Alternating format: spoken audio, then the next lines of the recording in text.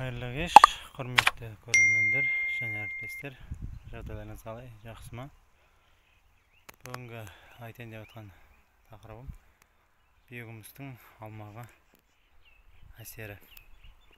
Бұл алмаға қалай, жалпы жеміс ағаштарына биогумусты қалай береді?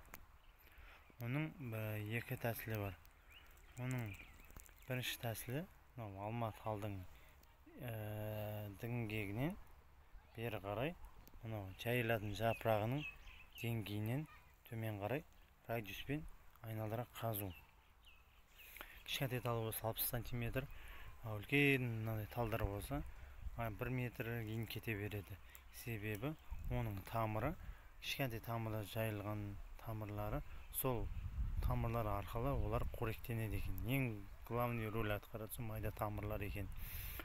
Сол майда тамырларына кету үшін домалақ қазылады. Қазылғаннан жарты күрек алынып, сол биогумус төселеді, қайттан бетін топырақпен жабылады. Есте сақтайтын нәрсе сол биогумусты тастаған кезде әбзәлі топырақ араластырып, немесе топырақтың астына тастау керек. Себебі күн астына құрғап кетпеу керек. Сол себепті ол қалай әсер етеді? Ол мысалға алма талды суғарған кезде, осы дым құрыққа жиналған кезде сол дым арқылы су сіңеді, сол сіңген арқылы тамырға қарай сол биогумус өзің несін жіберіп отырады, қорегін жіберіп отырады. Өзі жақсы қоректенеді. Міне нәтижесін қараңыздар, міне. Бұл күздік алмалар.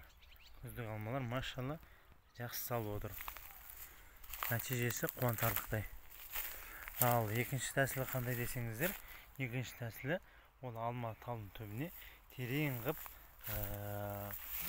мысалға глубинный насос қазатына домалақ теседі ғой. Сол тескен сияқты қазатты 4 жерден 3 жерден сол талдың түбіне қарай тастайды. Биогумусты тастайды, сол жерге қалдырады, болды. Бетін жауып тастайды. Ол арқылы өзіне қорек ала береді. Бірақ кең қолданыстағы нәрсе ол осы шетін айландыра қазып биогумус тастау әдістері. Міне нәтижесі жаман емес.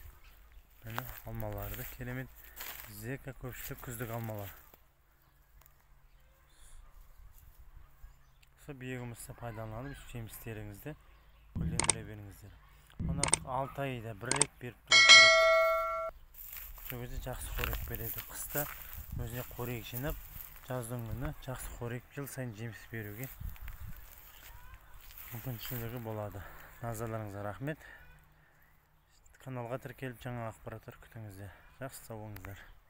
Күндеріңіз сәтті өтсін.